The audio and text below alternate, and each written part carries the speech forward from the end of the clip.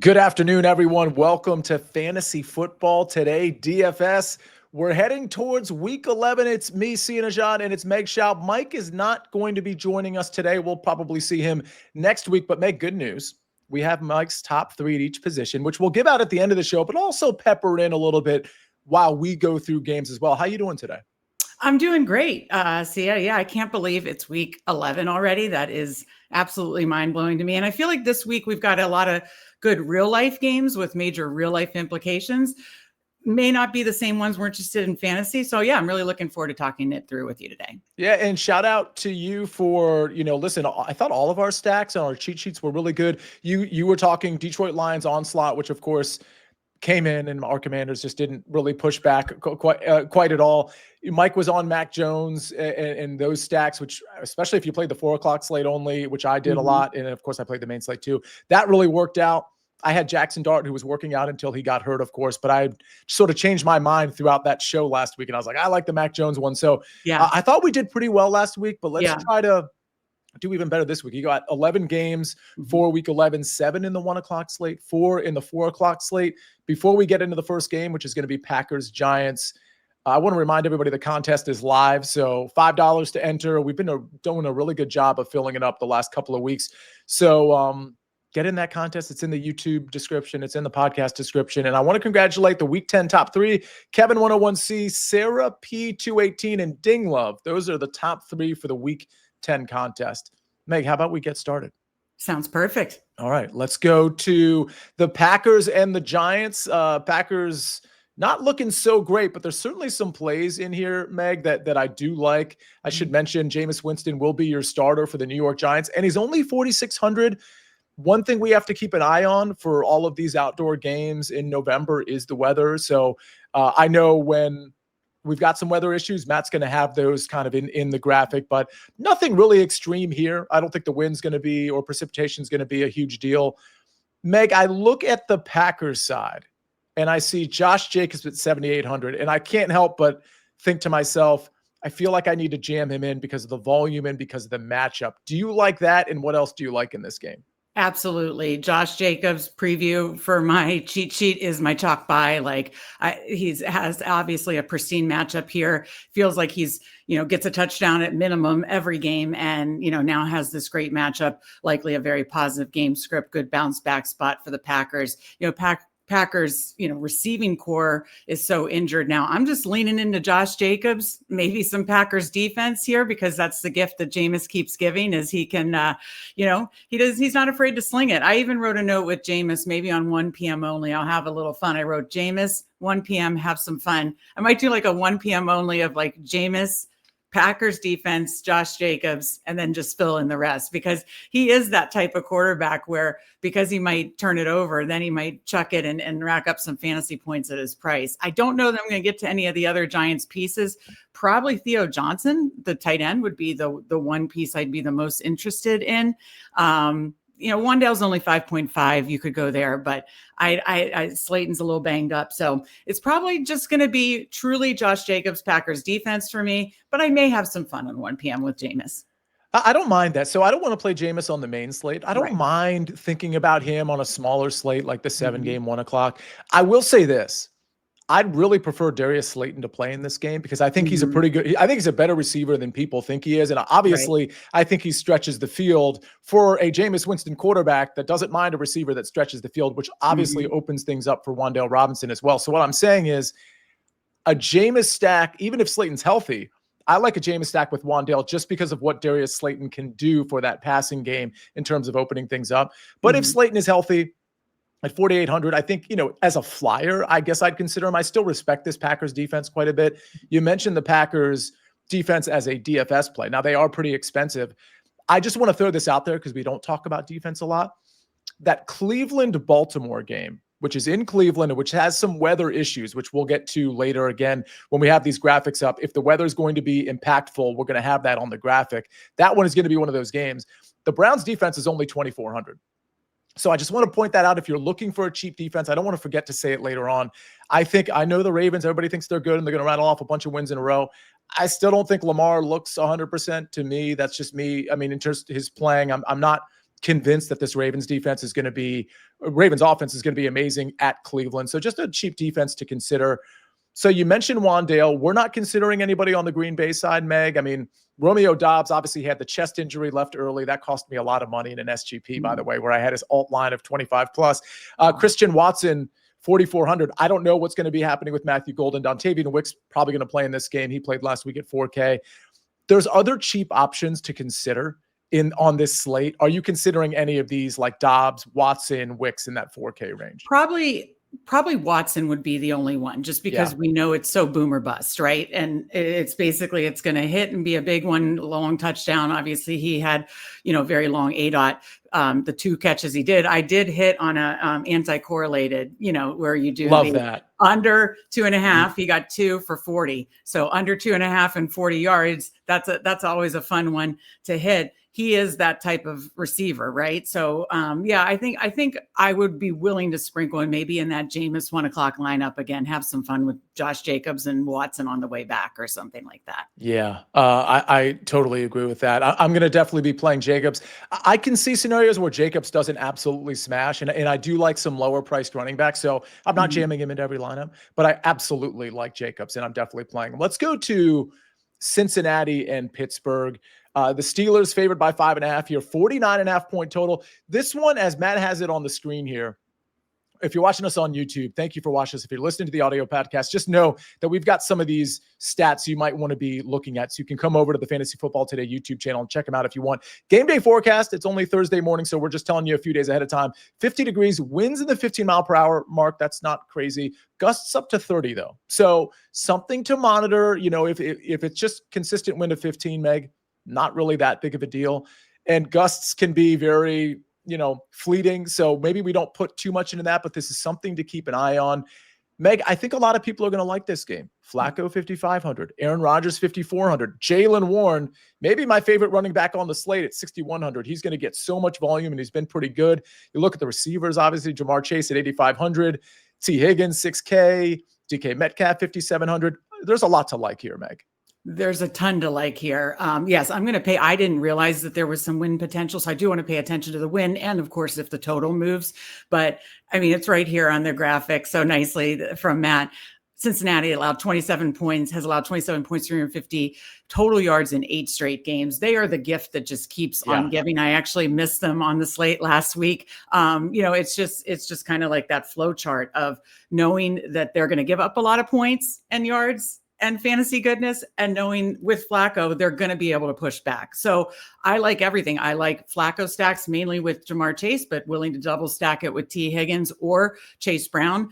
Samaje Perine's out now, so Chase Brown can get more of the rack up some more receptions too. I love Chase Brown's price as well.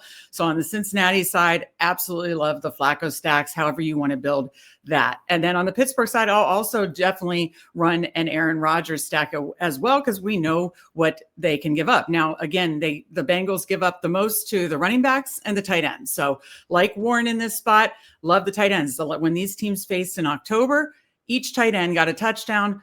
Freiermuth got 2. Freiermuth had over 100 yards and 2 touchdowns in that game. I also need Freiermuth in best ball, so I'm hoping he runs it back. But I'm seeing low ownership on Freiermuth. He's only 3,200. He's actually kind of been a Bengals killer. He's done well against the Bengals historically. So Freiermuth is going to be my main stack. Not that I wouldn't play DK Metcalf. He definitely is in my pool, but my Rodgers stacks might be like Rodgers, Warren, Freiermuth, and then running it back with like Chase and Chase Brown if you want to do like a massive on game stack. So I'm willing to stack it on both sides. There's not much I don't like in this game. 27.5 a point implied total for Pittsburgh, around 22 for the Bengals here. Meg, I don't mind. So what's interesting, and you alluded to this, the tight end situation and the receiver situation is such a mess. And just looking back, if you're a Pittsburgh fan, boy, if you had just held on to Pickens, and I understand maybe why you didn't, because it did look almost like combustible with DK Metcalf and Pickens and Aaron Rodgers on the same team. I don't know if that's why they got rid of him. Don't get me wrong, but I mean, I can see why you might want to move on. But this receiving group is pretty bad, and you still have Jonnu Smith, you still have Darnell Washington that could impact Pat Freiermuth. So it's not that I don't like Pat Freiermuth, but what I'm saying all that to say this: Aaron Rodgers and Jalen Warren as my stack. And moving on and just running it back with Jamar Chase. Like, I am totally cool with that. Are you interested in any, you might have alluded to this, but Chase Brown or T Higgins, are we just not doing that? Are we just jamming in Jamar Chase? And I want to point out his receiving yard stats. Leading the slate is Jackson Smith and Jigba on this slate at 100 yards. Jamar Chase is in that 95 range. Then we have Puka Nacua at 86. Trey McBride, who of course is a tight end, is next at around 78, 74, depending on where you look. And then it goes down from there. Any thoughts on somebody other than Jamar Chase on the Bengals side? Jamar Chase is definitely a priority for me, but I absolutely still have Higgins and Chase Brown in my pool. Chase Brown, I think, again, is going to get much more of a workload because P. Ryan was kind of, working into it. So I think, and especially if they're playing from a negative game script, he can pick up some receptions. So I definitely like Chase Brown and Higgins as well. Higgins had a touchdown in this game in October as well. So I like all three of the Bengals with Flacco in it. So I like Chase, Higgins, and Chase Brown. Jamar Chase is just the priority. And I hear what you're saying, that you could just do like a Rodgers Warren stack and get out. It's funny, like if you combine all the Steelers tight ends, they utilize the tight ends a ton because of what you said. They only have DK Metcalf and their other receivers are not enough, basically. They have these good tight ends. If we lump them all together, they'd be an amazing tight end. Unfortunately, we don't have that. But, like we saw in this game in October, Freiermuth, all the tight ends are coming in low owned. So I'm going to lean Freiermuth, but if you want to lean Jono, if you want to even get crazy and go to Darnell Washington, I think that could be a contrarian way to play a game that, I don't think the quarterbacks are going to be owned, but I think all the other skill positions are going to be owned. Actually, I don't think Higgins will, but I think Warren, I think Chase Brown, obviously Jamar Chase is going to get a ton of ownership. I think Higgins and DK Metcalf, some, but the Pittsburgh tight ends are going to come in really low owned. So if you pick the right one, you could get, and Freiermuth or one of them goes off for 2 touchdowns like they did in the October game, then I think that could be some fun contrarian leverage. Yeah, Chase Brown is interesting to me. I don't know that I'm going to get there, but doesn't look like Samaje Perine is tracking to play. You could get obviously some passing work for Chase Brown, and we'll see about the rushing work for him. But I think he's interesting because I just don't think people are going to be wanting to play him too much as they look at Jamar Chase and likely move on. We're going to move on to the next game. Tennessee Titans, Houston Texans. I mean, not a ton to say about this one, but there are some guys here that I actually like. Texans favored by 6.5 in Tennessee. Tennessee coming off that bye, 37.5 point total. So when we're looking at implied totals, I mean, this is just not much here. With that said, Meg, it does look like we have a shift in the backfield from Nick Chubb to Woody Marks. Woody Marks is only 5,400, and it's very likely, it's not definite, but it's very likely he gets the bulk of the carries in this game against a Tennessee rush defense and defense in general that is pretty bad. So it's just, I don't know how you get away from Woody Marks and just taking a shot at 5,400. Yeah, he would be the only piece that I have written down. And and shame on me. I was very dismissive of Davis Mills last week and obviously was wrong on that. But I really think Woody Marks is the only piece I'm interested in this game. But to be honest, in looking at my running back list, I don't know how much I'll get to him just because of other pieces I like, obviously we've already talked about Jacobs, Chase Brown, Jalen Warren. And there's obviously a few pieces that I like on the slate as well at the running back position. But no, Woody Marks is in my pool. Like you said, great price. He seems to have the role. He absolutely dominated the Titans in their first matchup too. For the record, I just scrolled down to Mike's top 3, which again, we'll get to later on in the show, because I wanted to see if Woody Marks was on there, and he's not. But you know who's on there? It's a running back that I'm surprised he's on there, but I think it's a good call. It's Chase Brown. Okay. Chase Brown is in his top 3 running backs. I think if I looked correctly, and again, we'll get to it later in the show, he's 3rd, but I think that's interesting. I'm going to get to Woody Marks, Meg, because I just think at 5,400, when we're trying to find value at the running back position, I hear what you're saying. There's other running backs you like. I just know that I'm going to have Woody Marks in my pool. Is there anybody else that we missed? I mean, we're not playing Tony Pollard. Tajay Spears and him are basically splitting snaps. Again, like normally I'd want to look at Chimere Dike at 4,100, but against the Texans, do I really want to look at that? Not really. Nico Collins at 6,700, I think is interesting, Meg, because the price is good. Nico gets his targets. Maybe you addressed this. Forgive me if you did, but Nico Collins at 6,700 seems like, I know the game script isn't right because they could be dominating, but that seems like pretty good value for one of the best receivers in the game. Sure. I definitely see that. Again, it's a situation, and he's probably going to be lower owned too. So I just have too many other, again, receiver spots that I'll likely go to in better game environments. Another point out, and I liked your shout out earlier about the Browns defense, probably both defenses, in this pool you'd consider, but that's about it.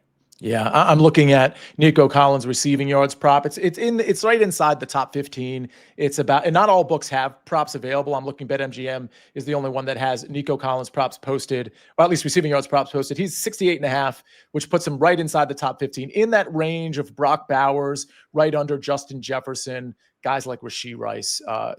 Anyway, just something to consider at 6,700, maybe a contrarian play if Tennessee, coming off a bye, can push back here. All right, we got to get to more games. We've got, I guess, 4 more games in the 1 o'clock slate, 4 in the 4 o'clock slate, and then, of course, our cheat sheets and our top 3 at each position. We're going to cover that right after this message from our partners. We need your sports news anywhere. We've got breaking news to bring you. Then get your sports anytime you want them. Big trade news overnight to discuss. Because we know you need sports all the time. A lot of movement in the rankings this week. A legend adds to their legacy. We're bringing you that breaking news right here on HQ. CBS Sports HQ, anywhere, anytime, all the time. We're back on Fantasy Football Today, DFS. I'm joined by Meg Shoup. And Meg, we were just talking about the Texans coming back and beating the Trevor Lawrence-led Jacksonville Jaguars. I mean, if you've been listening to this show, or if you've been listening to me on the Early Edge, or if on Sirius XM when I was doing stuff for Win Daily, I've been on Trevor's case since he came out, since his draft. And I mean, this is just not good. I mean, this is actually even a little bit worse than I thought it was going to be. Anyway, he's 5,100. He's at home against the Chargers. Travis Etienne is 5,600. Now, the Chargers are going into Jacksonville as 3-point favorites. It's a pretty pedestrian 43.5 point total here, Meg. We have some injuries to monitor. Ladd McConkey, Quentin Johnston, both limited on Wednesday. I expect both of them to play. On the other side of the ball, we got to keep an eye on, I guess, Brian Thomas, Parker Washington. We know that your guy is out for the season at that receiver position. But, Meg, I think it's the Chargers side that most people are going to gravitate to here. What do you like?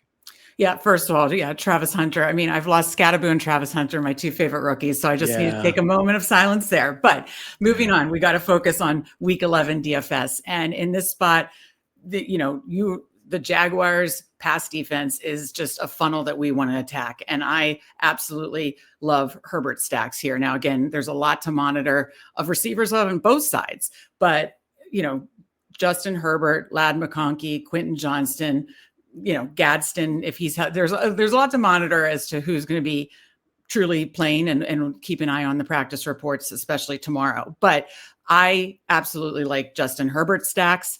And I definitely is a priority there. And I'm not forcing any run backs. You certainly could if you want. I don't think I will. I know Parker Washington has been putting up, decent numbers, and he's only 5.1K. So could be a consideration, but I think I'm just going to stick with the Charger stack side here. And Ladd McConkey is going to be my first priority if he's good to go. I'll say this. I think the Jaguars defense could actually show up in this game a little bit at home, backs against the wall. They're kind of embarrassing at this point, at least relative to what we saw when they beat Kansas City in that singular game. They've just been really bad ever since. Mm-hmm. I can see the Chargers kind of, floating into Jacksonville. It's a West Coast team, 1 o'clock game, coming out a little flat with still some offensive line issues. In all honesty, I'm not betting on Jacksonville because I don't bet on Trevor Lawrence, but I could see this game being really close and potentially low scoring. With all that said, first of all, I think Oronde Gadsden's playing. He's 4,600. He's been so good. He's kind of hard to ignore. There's a lot of tight ends that I think we can play on this slate, so I'm not going to force Oronde Gadsden. I happen to know, spoiler on the top 3 at each position, that Mike likes Oronde Gadsden quite a bit. He also likes Parker Washington on the other side for Jacksonville. Meg, I think I'm going to avoid this game. If Gadsden was not healthy, then I'd be like, all right, I'm in on Ladd McConkey. And I would take that chance there. I just, with everybody being healthy, I also don't really want to play Kamani Vidal on the road at 5,900. I think he's a fine play. I'm just not interested in playing it. I'm not playing ETN. I'm not playing Parker Washington now that he's been priced up. I'm going to take some shots at some major low-end guys that we're going to hear about later on in the show, and we don't know how much Jacoby Myers is going to be worked in. So, Meg, I get it. You're playing Justin Herbert, but if it's me, I mean, I'm guessing you like the game environment and the quarterbacks in that Cincinnati game better than this. Yes, I do. I have them ranked above Herbert, but Herbert is my third favorite stack. Jaguars have been a pass funnel. Their pass defense has been so bad since that Chiefs game, and I want to try to take advantage of that. And yeah, it would probably be Ladd McConkey and Gadsden would be my two priorities to stack with Herbert. Herbert has also been running so much this year. It's been so fun to watch too. And sometimes it's a case of he has to because of his offensive line, but he's been taking off running some more. So that kind of gives him a little better even floor. So yeah, he's my third favorite quarterback on the slate. I'll say that. By the way, you said that's your third, and I imagine was Flacco your first, or was it Aaron? Yeah, Flacco is my first, and Rodgers is my second. And okay, so we just got your top three. Yeah, I like this. I like what we're doing here. Now, if you're stacking Herbert, and for the record, I think if I'm stacking him, which I'm not, but if I am, I'm doing what you're doing, which is with Ladd McConkey and Oronde Gadsden. There's no need to force a run back. That doesn't mean you're not going to have one. Do you have one in this game? No, I most likely wouldn't. I mean, you could consider one of the receivers if you like. If like you said, Parker Washington is in Mike's top three or in his pool. I don't mind that, but I probably won't. Okay, are you ready for my favorite game? Because we're about to go to my favorite game. Of course. I can't wait. I'm so in on this game.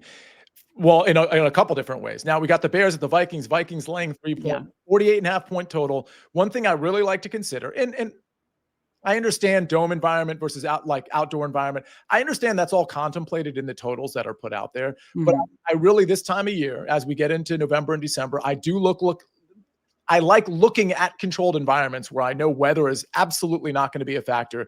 This is one of those. And what I love about this game the most, and my first pick out on Sportsline on the early edge this week was Vikings laying the points. Not a JJ McCarthy guy, but I think this is a great spot for the Vikings to reestablish themselves in the NFC North to some degree. I think the Bears have been coming off a lot of wins, 6 out of 7. But if you could, Meg, if I asked you to basically write down this off the top of your head, the 7 worst teams in the NFL, I guarantee you 4 or 5 of them would be one of the teams that the Bears have played over the last. Sure. So I'm not going to give the Bears a ton of credit, but I do think this is a shootout environment, and I am willing to play JJ McCarthy at 5,200, and he is absolutely my favorite quarterback. He's going to be my stack.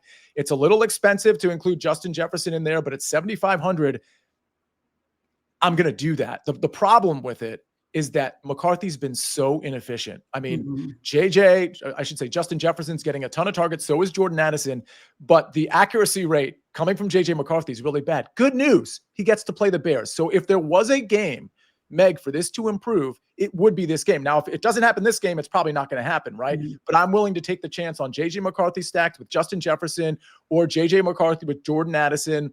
I'd even consider Aaron Jones in some tournaments at 5,500 because he's looking like the RB1 at this point, and he's catching balls too. On the other side, Meg, I think you can play DeAndre Swift. I love Rome Odunze. I think it's a potential really big spot for him. We'll have to monitor DJ Moore's injury because that's going to be kind of important.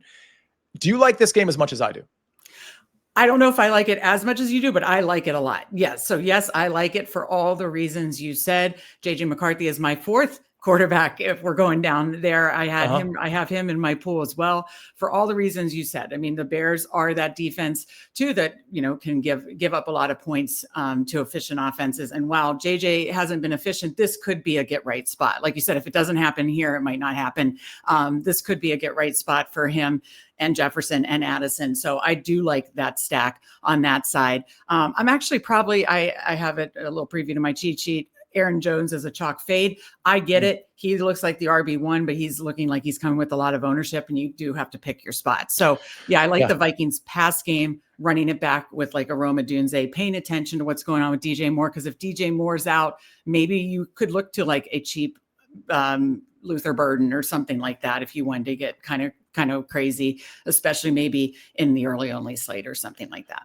The thing about Aaron Jones too is that The Bears' rush defense has actually been pretty good, which leads me to liking J.J. McCarthy even more. I don't think they're going to be super effective running the ball. That doesn't mean Aaron Jones can't get there at 5,500 because he can catch some balls too and maybe break a long rush or two and score a touchdown.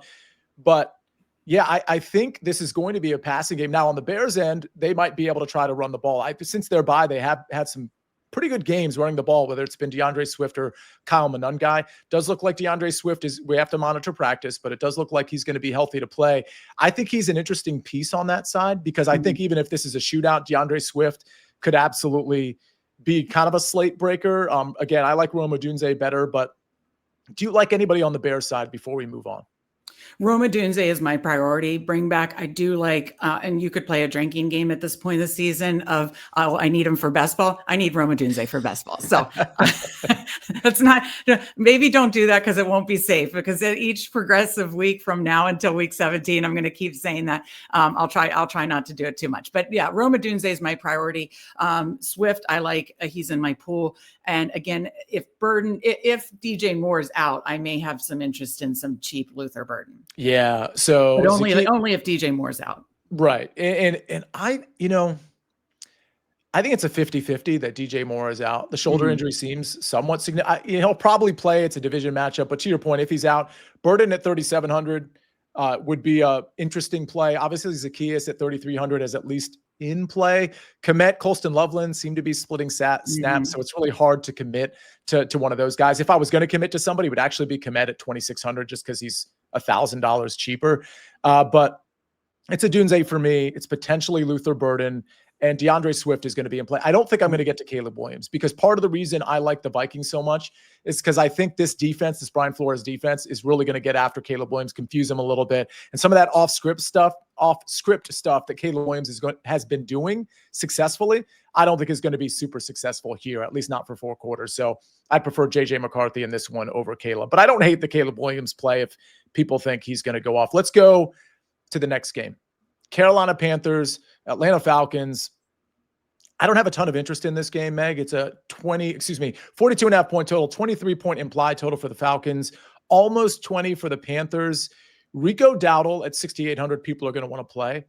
I'm not so sure I'm one of those people, and it's not because I hate Rico Dowdle this week. It's because I like Josh Jacobs, and I like other players that are around Dowdle or actually a lot cheaper. I don't think I'm going to get to Bijan Robinson at 8,300. Drake London at 7,400, probably a little too expensive for me, especially against this Carolina Panthers defense. This is, believe it or not, this is a game where I'm actually completely out. What say you? Pretty much the same. Obviously, we need to pay attention. Dowdle was a DNP Wednesday, so pay attention to that. I mean, I think you can consider him. I have him written down, but he's lower in the pool, so I don't know that I'll get to him. And he's looking to be pretty chalky as well, understandably. Don't think I'm going to get to Bijan Robinson. This feels weird. We see it on the screen. 4 straight games, fewer than 100 scrimmage yards for Bijan Robinson, and Algier has absolutely been vulturing him. It's been very frustrating for Bijan Robinson owners, fantasy owners. So I just can't get there at that price for him or London, even though London has been putting up some massive ceiling games. He's great. I don't think I can get there either. Again, it's just a situation. Too many other spots I like. So I'm kind of lockstep with you that while you could make cases from some of these plays, I'm likely not going to get there. And I want to give Dowdle and Bijan their proper credit as it relates to their props. Because when you look at combination rushing and receiving, and I think when you're looking at DFS, that's a good thing to look at as opposed to just rushing yards. You want to look, especially at these pass catching running backs, you want to look at, how much their total work is going to be, yards from scrimmage. So predictably, and only one book has Christian McCaffrey props out right now, but predictably he leads the way at 126.5. We'll get to him later. But again, only BetMGM has his combo prop out. FanDuel, DraftKings, they don't have him out as of the recording of this show. Next down on the main slate, and these props are populated across all books, is Bijan Robinson. So his combo rushing and receiving is in that 114 to 118 range, which is very high. Rico Dowdle, not all books have his props, but he's third in line in that 108 to 110 range. So obviously the prop market and the projections for these two guys, they're top 3 on this slate. I totally get it. I'm still not going to get there with them. Just so everybody knows, right behind Dowdle is Josh Jacobs at 6,800, which I would prefer to play. Right behind Josh Jacobs is a 6,100 Jalen Warren, another guy I'd prefer to play, especially at that price and game environment. And then you go down from there and we get to some other names. But again, I don't want to, in this total, I'm not, and with this pricing, I'm just not interested. Yeah, and I just wanted to vent for a second in the Germany game. I had a SGP of just 3 legs. Alec Pierce above his receiving line. He soared past that.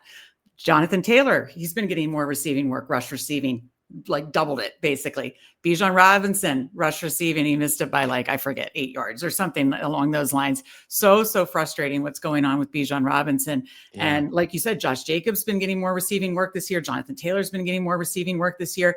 I don't know how, Bijan Robinson has not gotten there the past 4 weeks, but for those reasons, I'm out, and it's very frustrating. Could it happen? Sure. But I'm with you on this one.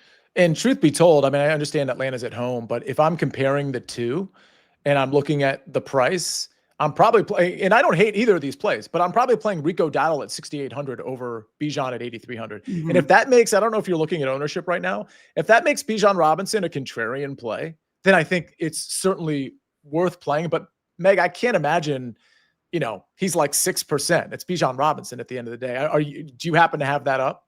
I could find it in the next minute. We'll get there. Interrupt me and let me know. We'll move on to the next game in the meantime, because I don't think we need to spend too much time. Let's go to the last 1 o'clock game. The Buccaneers at the Bills. Now, game day forecast here. This is one we have to pay attention to, right? It's going to be pretty cold, but it's football weather, 44 degrees. That's not even cold for football. However, there's the possibility of precipitation, maybe some rain, some snow showers. It's going to be breezy, as we see here on the screen. So we need to monitor that wind and precipitation environment. Bucky Irving doesn't look like he's going to play. Bills, though, I mean, it's a 48.5 point total. They're 5.5 point favorites. They have a 27 point implied total. Josh Allen's a flat 7K. James Cook, 7,300. Meg, I'm not interested in these receivers. Dawson Knox, 3,300. With Dalton Kincaid out, that one is actually interesting to me, especially if the weather holds up. Do you like anything on this Bills side? And then we'll get to Tampa. Initially in the week, I thought, okay, just go Josh Allen and then maybe Josh Allen and Dawson Knox. Now I'm liking all these quarterbacks more, price considered. So I don't know that I'm going to get to much on the Bills side other than the cheap Dawson Knox, cheap tight end play. That's definitely a consideration for me on the Bills side. Before we get to the Bucs side, I got to point something out, because I was just like, I'm not playing Bijan. And I want everybody to know that at the end of the show, when we do Mike's top 3, his top running back is, in fact, Bijan Robinson. So listen, we're here to give our opinions, not necessarily give definitive statements. And Mike likes Bijan Robinson a lot. And I think Mike is a great guy to follow. I'm not playing him this week, but if you want to play him or Rico Dowdle, I completely get it. Right, Meg? I mean, Sure. It's not like we hate Bijan Robinson. No. It's just that at that price, we are probably not playing him. Exactly. And that's why it's good to have, multiple people on the panel and dig into multiple people's takes and everything. So yeah, absolutely. Let's dig into the Tampa Bay Buccaneers side. I'm a little intrigued by Rachaad White at 6,200, only because I'm guessing, Meg, not a lot of people are playing him. Baker at 6,400. So first of all, if the wind and the precipitation is going to be a thing, I'm definitely not playing Baker. But I also worry that he's still injured. That oblique injury feels like it's still a thing from like a month ago. I think it was really drastically underreported, and that was probably a Bucs Baker Mayfield thing. They didn't want people to know how big of a deal. But I just feel like it's affecting him. Buka 7,200. Tez Johnson still really cheap, 4,700. Cade Otton is a monster, 4,200. If the weather holds up to any degree, which it probably will, I'm going to play Cade Otton in some lineups. Outside of that, I'm not super interested in this game relative to the others. Tell me about this Bucs side, though, Meg. I totally agree with you on Baker Mayfield. I, have played him in the past couple of weeks, and he definitely, I think, is still very affected by the injury. He hasn't been running, the past 3 weeks, I think, because of the injury, like he was earlier in the season. So out on Baker Mayfield, having Buka in my pool, don't know that I'll get there because of price and because of other higher price receivers I like. The two main plays I like on the Bucs side is of course, as long as Bucky Irving is out, and it looks like that is going to be the case, is Rachaad White. I know he's now essentially splitting the running game, the carries a little bit with Tucker. So if you want to get even more contrarian, go Tucker, go for it. I'm going to go Rachaad White. Because of the price, he's going to be, I think, very contrarian on this slate. And the Bills defense is a rush defense that we want to target. It's been a bad run defense this year. And so this could be a kind of a get right spot for Rachaad White being a little more effective. And we know Rachaad White's the guy they use in the pass game. So I think game script dependent, he at least has a floor. I hope he has a ceiling. And I think he's going to be very contrarian. So I like Rachaad White, and I liked your call out on Cade Otton. He's been getting a lot more targets given their receiver situation. Yeah. You could consider Tez Johnson too, but likely for me on the Bucs side, it's going to be Rachaad White, Cade Otton. I'm going to say it. I think Cade Otton's a poor man's Trey McBride. I mean, he just catches everything, and he's a monster target. He's getting high quality touches now that Trey McBride's actually getting high quality touches with Jacoby Brissett, which that's going to actually be our next game. But Meg, real quick, did you check the ownership of Bijan? I wasn't able to yet. I'll do it at the break for sure. Okay, fair enough. Speaking of the break, we got to get to a break because we've got to get to our 4:00 games. We got 4 of them. And Meg, you mentioned at the beginning of the show, there are some great DFS games, but there's also just great games. And we've got a lot of great games to discuss right after this message from our partners. Only CBS Sports can bring you big time during the heart of Saturday afternoons. It's big time. It's big time. It's big time. It's big time. On CBS and streaming on Paramount Plus. We're back on fantasy football today, DFS, and it's time to tackle the 4:00 slate. It's 4 games here. This first one, the Niners, Cardinals. I mean, the Niners are always going to be intriguing to me, Meg, from a DFS standpoint. We got to wait for the news and the confirmation on Brock Purdy. It did feel like he was trending in the right direction. I don't know if you have any opinion on that, Meg, but Ricky Pearsall was also finally practicing. We'll have to wait and see on him. He's 5,400. Brock Purdy, 5,800. Christian McCaffrey, a flat 9K. Juwan Jennings, 5,100. I think the Juwan Jennings conversation does get complicated, at least to a degree, because Ricky Pearsall is back. We know George Kittle is back at a flat 5K. It's this other side of the ball. Arizona's at home. They're 3-point dogs, but their 23-point implied total is interesting to me. The running back situation, we got to monitor Bam Knight, make sure he's playing. He's only 5K. Amari DeMarcoto's only 4,500. But here's the really interesting part, Meg. If you're looking for value, I present to you the Arizona Cardinals because Marvin Harrison had the appendectomy, unfortunately, so he's going to be out. Zay Jones, speaking of unfortunate, very randomly tore his Achilles post-play last week. And so we're down to Michael Wilson at 3,800, Greg Dortch playing out of the slot at 3,300, Xavier Weaver, who I don't believe has caught a ball in the NFL at the flat 3K, and of course Trey McBride at 6,300. There's a lot of cheap options, and in my opinion, they could get fed with a quality $4,900 Jacoby Brissett. Meg, let's start on the Arizona side. Am I overstating it? Do you like any of these value plays? It's a situation where I don't like the value plays that much, but I feel because the 49ers defense is so depleted and I think they'll be able to put up points. I feel like somebody's going to get there. I mean, sure, it could be a high price McBride that's just peppered and he's the guy you want.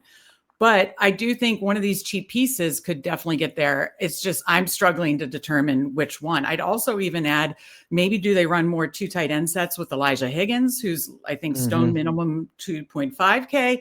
Now that would be like something I do, and maybe like in 4 p.m. only to be super contrarian or something and save tons of salary. Wouldn't do that on the main slate at all. But yeah, I think for me, Dortch and Michael Wilson are cheap considerations for me. I don't think I'm going to get to the Bam Knight if he plays or anything like that. I know you could definitely go Brissett as like a cheap stack and everything. I think, again, there's too many other quarterbacks I like, but I get it because the 49ers defense is so depleted. So that's all to say. Probably for me, it's just going to be Dortch or Michael Wilson as the cheap piece for me on the Arizona side. Yeah, I played Michael Wilson in all of my 4 o'clock slate lineups, and he ended up getting there. It was like a lot of garbage time where he was targeted. I think in the 4 o'clock slate, Jacoby Brissett stacks are definitely in play at 4,900, and then you just stack up some big pieces in some other games. I'm going to tell you this. whether Zonovan Knight, aka Bam Knight, is healthy or not, I will have some lineups, main slate and 4:00 slate, with Amari DiMercato. Okay. Because he's getting a few more carries, not a lot, but he's looking better than Zonovan Knight. And if Zonovan Knight, again, even if Zonovan Knight, if Zonovan Knight's not healthy, I'm playing Amari DiMercato basically like no matter what. And I'm not exactly sure what the Michael Carter situation is, but I even think that DiMercato in the passing game can get there. And we know he can break some runs. He's been that guy to break runs on this team. I just think he's a really sneaky play, and it wouldn't be shocking to me if he's featured at all. As far as the receivers, I like Michael Wilson a little bit. I like Greg Dortch a little bit more if we're considering price as well. I'm going to be playing all three of those guys. DiMercato, I'm going to be playing Wilson. I'm not in the same lineup. Wilson and Dortch, I'm just going to be peppering them into some lineups because I think it allows me to do so much, especially when you're looking at Wilson and Dortch. DiMercato is more of like a random flyer, right? Right. But I don't think Dortch and Wilson are random flyers at all. As far as Elijah Higgins is concerned, don't hate that, but I'd rather just find the money for like, Freiermuth or Dawson Knox or somebody like that. That's why I would only do that on like 4 p.m. only to get a little ultra contrarian and ultra savings. But yeah, I agree with you there. And I love the DiMercato shout out. I think that makes a lot of sense as a flyer, cheap flyer as well. Because you said it, and I was going to say I'll play Trey McBride too, but this 49ers defense, it's kind of like Washington's defense in a sense. It's not as bad, but like they just keep losing players. At a certain point, I don't care who the offense is or who's playing quarterback or who's playing receiver. At a certain point, the yards are going to pile up against a defense that keeps losing their best players. And I think that's what you have, which does surprise me that even with Arizona being depleted on the offensive side of the ball, that the Niners are favored by 3 going into Arizona. With all that said, before we move on, the San Francisco side, are you paying up for Christian McCaffrey at $9K? And is there anybody else you're interested in? Yeah, it is tougher this week on the 49ers side with potentially Pearsall back. We loved McCaffrey because of the volume and everything. I still like McCaffrey. He's just probably not going to be as a priority spend as he was the prior weeks for me. Obviously when he gets there on touchdowns, you're going to want him. So he's definitely still in my pool. I just don't know that he's a priority spend. I don't know that I'll get to much of the other pieces now that it's just becoming a full rotation. As when it was so depleted, it was easy to just go to the volume, right? So if Pearsall's a go, I don't know that I'll get to Jennings or Pearsall or Kittle. It's probably just McCaffrey in the lineups that I can fit him in. It's also hard to know if it's Brock Purdy starting, how he's going to look, and if he's going to be, quote, unleashed in this. It could be a pretty conservative game plan. Probably not with Kyle Shanahan, but I don't know that I'd want to invest in pass catchers too much. If I were to, it would be just going right back to Juwan Jennings, maybe waiting a week on Ricky Pearsall. I think Kittle at 5K is interesting as well. Did we cover everything in this? I think we talked about this game so much, Meg, because I think these value pieces, especially on the Arizona side, I actually think they're important and that some of them are going to pop. Anything we missed in this game? No, I think we covered it. And I think you're right. I think you want to choose the right value piece on the Cardinals side. And so it was definitely important to talk about. But I think we covered it. Okay, let's go to the Seahawks and the Rams, another division game featuring the NFC West right now. Rams -3 against the Seahawks. I know there's a lot of talk about, Rams being favored by 3 at home here. I think a lot of sharp people like the Seahawks. I actually lean to the Rams here personally. Not that matters too much. But let's go to the Rams side of the ball. Devontae Adams has a bit of an injury. It does look like he's tracking to play. Puka Nacua has also been a little banged up as of late. Kyron Williams is 6,900. I will say he's ceding a few more carries to Blake Corum than I anticipated over the last couple of weeks. With all that said, Meg, I'm actually kind of out on most of the players in this game. Let's start on the Rams side, though, real quick. Are you in on any of these guys? Yeah, I kind of previewed it at the beginning of the show that this game, and I believe the next game we'll talk about, are just absolutely major real life implication games and going to be hopefully fun real life games to watch. But I don't know from a fantasy standpoint I don't even know if I do believe in this total of 48.5, even though it's indoors. Yeah. So I am kind of with you that, I know we'll talk about Seattle separately. It might just be JSN on like non-Jamar Chase lineups because you can't, you can't get them all. So I don't think I'm getting much to the Rams side, to be honest. Yeah, and I might not even play JSN here. I know he can absolutely work me over because he's doing a lot of this on such low volume. Mm-hmm. That's the crazy part. If this is a close game and JSN is involved for all 4 quarters, I mean, this is a guy that could have 170 yards and 2 touchdowns. I mean, that's actually in play for somebody like JSN against even a formidable defense like the Rams. But you mentioned Jamar Chase. We're talking about Christian McCaffrey. Rank the following 3, Meg. Sure. JSN, in terms of your likelihood to play them this week. Mm-hmm. JSN, Jamar Chase, Christian McCaffrey. It'll go Jamar Chase, Christian McCaffrey, JSN. But okay. I'm scared saying that because, can't play everybody. That's why it's such a good question, right? Because it's a tough decision to make. I think this slate is difficult in that there's so many high-priced guys, chalk guys, and it's like every week you have to pick the right ones that are going to hit and pay off their price, pay off the chalk. And it's difficult because there's just feels like there's so many of them. But I say that. But it does still make me nervous. But I respect both these defenses, especially the Seattle defense. It sounds like you're probably not getting to Puka Nacua or Devontae Adams. It sounds like Jackson Smith and Jigba you might get to, but he's certainly like 3rd, 4th tier to some of these other guys. Right. How about I'm not playing Rashid Shaheed. I'm not taking that chance. Any thoughts on one of these backup receivers for the Seattle Seahawks? 4 p.m. only. I think Rashid Shaheed is kind of a potential viable salary saver play for me. Main slate, I don't see me getting there. And Bijan Robinson, what's he tracking at right 15, now? Looks to be 15% owned. I thought it was going to be lower as well. I feel like it's going to end up low. You know what I mean? I feel like it's going to be lower. I do feel like it'll come in lower than that. That's what it's, was showing on a Wednesday night when I downloaded it. So obviously check back whatever ownership sources you use, Saturday, but I do think it'll be lower than 15%.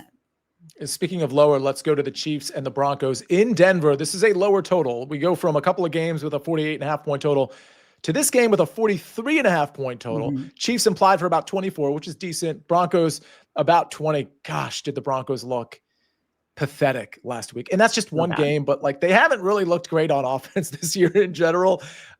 We haven't seen the Chiefs for a little while, coming off a bye.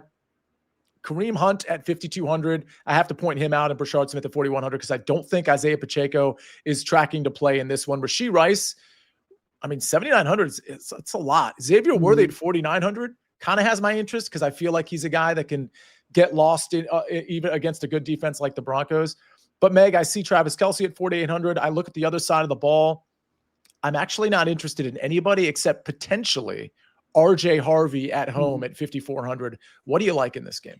Yeah, another great real life game with so much, on the table, obviously, but one that I don't see a ton of fantasy goodness. The total suggests that, and I just don't see a ton of fantasy goodness in this. Mahomes has not done great under pressure, and Denver can still bring this season, and Denver is still bringing a ton of pressure. So I just don't love a lot at these prices. Like you said, Rice, of course, but 7,900, we're talking about all these other higher price plays. So don't think I'm going to get to Rice or Mahomes stacks. I get your call on Worthy.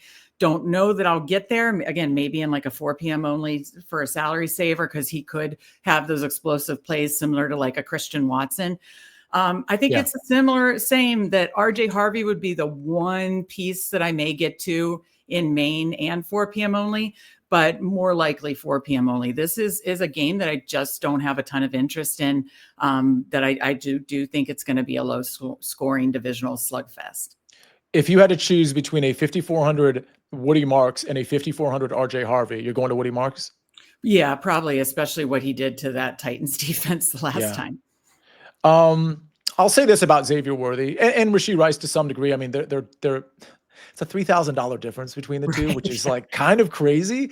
I kind of get it, but I would have thought Worthy, it's against Denver, but I don't know. Worthy in the 4K range is kind of weird to me. I get it. With all that said, I know it's Denver, and I know Denver is really good, but Patrick Mahomes, all he does is pass the ball. And especially now that you don't have Pacheco, and Kareem Hunt is not exactly an efficient runner. I don't think Brashard Smith is going to suddenly get a ton of carries.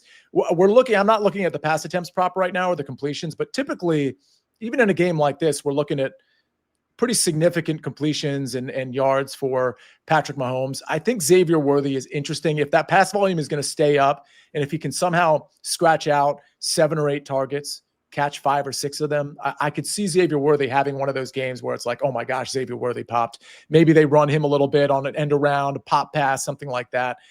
But I agree with you, Meg. It's RJ Harvey, maybe. I don't think he'll be good running the ball necessarily, but we know he's dynamic enough to break a couple of runs. And we also know that Denver coach likes to scheme his players, whether it's an Evan Ingram or an RJ Harvey, into situations where maybe they can break one. So, Sean Payton is just one of those guys that can make something happen for an otherwise bad situation. Let's move on to the Ravens and the Browns. Another bad situation from a weather standpoint. We addressed this at the beginning of the show. Wind and wind gusts might be high in this one. A sustained wind in the 20-mile-per-hour range, gusts up to 35 miles per hour. 46 degrees, not super chilly at all. Keep an eye on Lamar Jackson. He sat out practice on Wednesday. That could have just been a rest day. But obviously keep an eye on that. Either way, Meg, I'm not playing Lamar Jackson. I'm not playing Zay Flowers at 6,400. I'm not playing Derrick Henry at 6,600. And I'm not playing Likely or Mark Andrews at 3K and 3,500. I have no interest in this game whatsoever. Judkins at 6,400. It's just a no for me. Cleveland defense at 2,400 is my only play. What say you? Yeah, I love the Cleveland defense call out. I think that makes a ton of sense. Really no interest for me. I'll say again on the 4:00 only slate. And I think it's important that you and I especially like talking about these short slates too, that sometimes it's like an absolute no consideration on the main, but something for 4. I would consider Andrews or Likely on the 4 p.m. slate, maybe just. I get that. Yeah, but not main slate. No, and nothing. Like you said, Cleveland defense, but really no interest here, especially with the weather. And that makes the defenses kind of even more appealing. With that pass rush potentially getting there, I could see Lamar getting the ball out really fast and kind of leaning on his reliable. I think Likely is a very reliable target. So at a flat 3K, I totally get it. And of course, Andrews at 3,500 makes sense there too. All right, I think we can move on from that game. Let's get to our cheat sheets. And Meg, I'm actually going to kick things off. We're going to get to my cheat sheet. We're going to get to your cheat sheet. And then Mike's top 3 at each position. And maybe we'll point out some of the plays that we like from his top 3 and from our plays that are cash viable. I'll start. JJ McCarthy to Justin Jefferson. I wouldn't play Justin Jefferson in cash. Since I just mentioned cash, I wanted to say that. I think JJ McCarthy in cash is fine, but there's probably better cash game options. Maybe Meg, especially if the weather is okay, in that Bengals Pittsburgh game.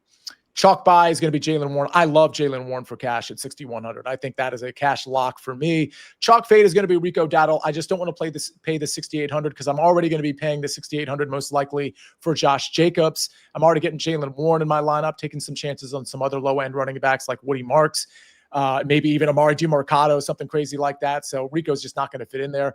Contrarian play, I don't think a lot of people are playing Rome Odunze for a couple of different reasons.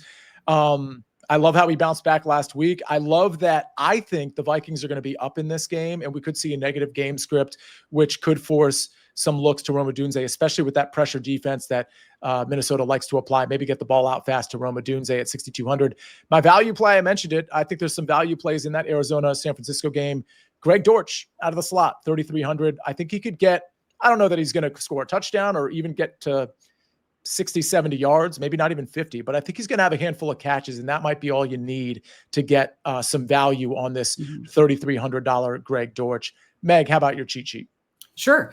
I'm going to go to that Steelers-Bengals game. Hopefully, they called it the Unk Bowl, the Icy Hot Bowl. We get part 2 of this. I'm going to go back to Joe Flacco, Jamar Chase in that game. Chalk buy for me is Josh Jacobs against that Giants run defense. Chalk fade for me is going to be Aaron Jones. Like you said, I like the passing game side better, and I'm seeing some ownership come in on Aaron Jones. My contrarian play is Rachaad White. Bill's run defense is one that we want to attack. Hopefully it's a get right spot to be even more efficient, Rachaad White, and we know he's used in the passing game. And my value play is Pat Freiermuth. Same game, Steelers, Bengals. Freiermuth has done historically well against the Bengals, and in October against the Bengals put up 2 touchdowns, over 100 yards, 2 touchdowns. I'm hoping he runs that back this week. So I don't play a lot of cash, but I do want to point this out, Meg, and I want to get your opinion on this. If you're playing a cash game and you start with Flacco and Chase, and you put in Josh Jacobs and Jaylen Warren at 6,100, it's a little expensive, even though you save some money on the quarterback. Then you throw in the Browns defense at 2,400, and then maybe you take a shot if you want to on like a Greg Dortch at 3,300. That's going to leave you a lot of money left over for a few positions. Are you okay with that approach in a cash game? Oh yeah, absolutely. I don't play a lot of cash games either. But I absolutely think that makes a ton of sense. And for the record, if you don't like Greg Dortch, that's fine. Move on to somebody else that you think is going to get some volume, but you probably want, at least one money saver in that cash lineup if you can justify it. Let's get to Mike's top 3 at each position. Matt helping us out with the graphics. Just big credit to Matt, who is just absolutely smashing it on Fantasy Football Today, DFS this year. Mike McClure's top 3 quarterbacks. JJ McCarthy. I love to see that, Meg. I love to see that. Justin Herbert, which you absolutely love to see, and Joe Flacco. So we did this show. We had our opinions isolated before, Correct. Yeah. we knew what Mike's top 3 were. I mean, I cheated and I looked when the show started, but I didn't know when I came up with who I liked. So this is music to our ears. We like all 3 of these quarterbacks. They're basically, through discussion, 3 of our maybe top 4 quarterbacks on this slate. So love all 3 of these. I think they're both, all 3 of them are viable for cash. Through our discussion, you can choose who you like the best. But I feel like Flacco at 5,500 is kind of a sweet spot with what we're expecting against that Pittsburgh defense. Let's go to running back. Top 3. Bijan Robinson. Mike likes him a lot. He's his top. Jalen Warren, and then Chase Brown. So interesting, bit of a contrarian play, in my opinion. I don't think a lot of people are going to be on Chase Brown. Bijan, obviously, the name recognition, people are going to have that. But I think these are really good tournament plays, frankly. Bijan Robinson, Jalen Warren, and Chase Brown. Wide receiver, top 3. Jamar Chase, Parker Washington, which is interesting. I don't know that I fully agree with that one, but again, follow Mike to the moon. Justin Jefferson, I love this one. I'm playing Justin Jefferson in most of my JJ McCarthy stacks, although I think I'll probably spill in a little bit of Addison when I need to save the money.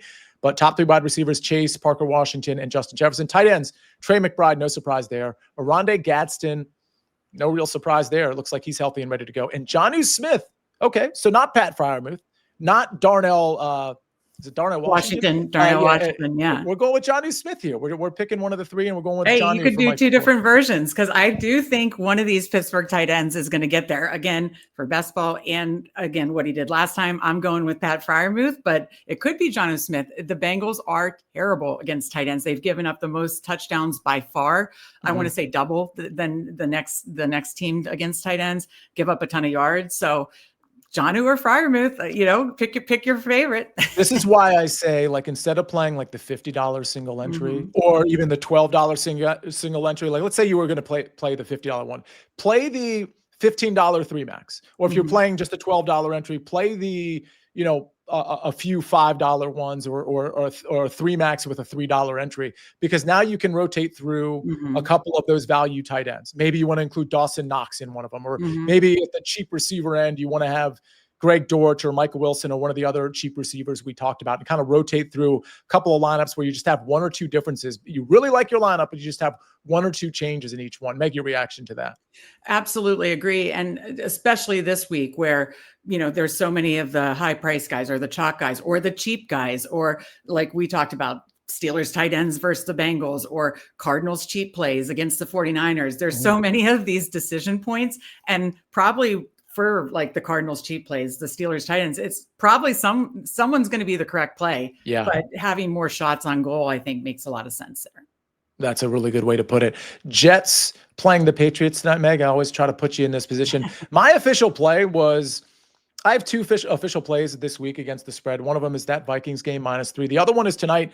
I'm laying the 12.5. I just don't see a lot of paths to, like, it's such a public play probably. And I hate to do it, but I don't see the Jets covering this spread. Do you like anything in this game? Same. I think, Patriots cover. I think Jets are so bad, so down and out, so bad. So yeah, I definitely like the Patriots tonight at home for sure. Justin Fields passing yards prop, by the way. Do you want to guess what it is, or do you want me to just tell you? I mean, he threw for 55 yards last week.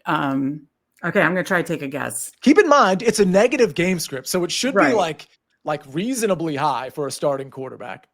Is it like 147 or something like close. That? It's even lower. Okay. Now, I don't know that all books are consistent here, but it's in that 136 range. Wow. Which I don't even know if that contemplates maybe he'll get pulled for Tyrod. I was going to say, I wonder if they're really factoring in a high % bench risk or something too. That is, if I knew he was playing all 4 quarters, I would take the over, because I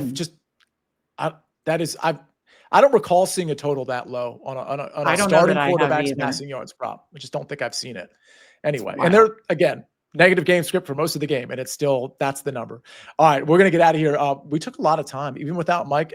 Meg, I feel like that means I talked too much. Hopefully I didn't. Not at all. I thought we had a great conversation. There was, again, I think this slate, there's a lot to talk about, and there's a lot of like pivot pieces in the same game. Right. So I think there was a lot to talk about, and yeah, I had fun talking it through with you, Sia. That's right. I thought we covered a lot, and we had an extra game. Like for like, I think 3 or 4 of the last 5 weeks, we've had 10 games instead of the 11. Mm-hmm. And a lot of these games we really wanted to dive into. Make sure you enter our week 11 DFS contest. Find the link in the show description, whether you're listening to the podcast or you're watching us on the Fantasy Football Today YouTube channel. And again, thank you everybody for watching this show. Thank you for listening to this show. Those of you that have reviewed the show, we really appreciate that. And those of you that haven't, just know that it takes about 10 seconds. You go to Spotify or Apple or whatever, and you click on the show, you scroll to the bottom, you hit 5 stars, and then you're done, unless you want to say a few words, which also takes about 5 seconds. Hey, love the show, love Meg, Mike's really smart, C is annoying, whatever you want to say. Give us 5 stars, give us a review. It'll take 10 seconds of your time. And I can promise you that does help me and Meg and Mike and this entire show and Matt and really everybody else at CBS Sports. So appreciate everybody. Meg, let's have a great week. And we'll see everybody next time on Fantasy Football Today, DFS.